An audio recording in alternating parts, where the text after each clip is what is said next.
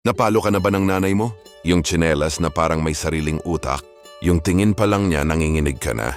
Kung o ang sagot mo, please subscribe dahil hindi ka mahina. Pinalaki ka lang ng totoo. Hindi lahat ng palo ay galit. Hindi lahat ng sigaw ay puot. Minsan, yun ang paraan ng pagmamahal na kaya lang nilang ibigay.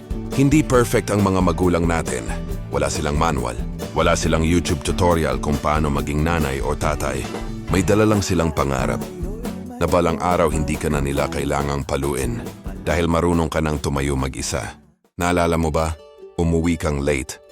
Hindi ka pumasok. Sumagot ka. Nagsinungaling ka at biglang tesinelas, sinturon, palad. Akala mo noon galit sila sa'yo, pero ang totoo, takot lang silang mapariwara ka. Takot silang walang magturo sa'yo ng disiplina. Kapag sila ay nawala, hindi ko sinasabing tama ang lahat ng palo. May mga sugat na hindi pisikal. May mga salitang mas masakit pa sa hampas. Pero kung nandito ka ngayon, lumalaban. Nagpupursige. May dahilan kung bakit hindi ka sumuko. Ang disiplina ay parang bakal. Pinapainit, pinapalo, hinahasa, masakit ang proseso, pero doon ka tumitibay. Kaya kapag nahihirapan ka ngayon, sa trabaho, sa negosyo, sa buhay, huwag kang magtaka kung bakit kaya mo pa. Sanay ka na.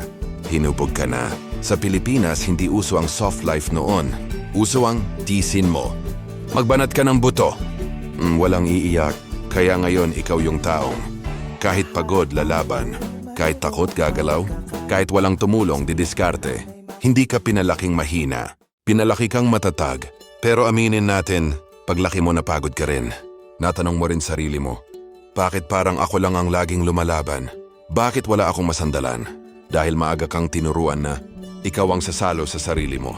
Ngayon may choice ka.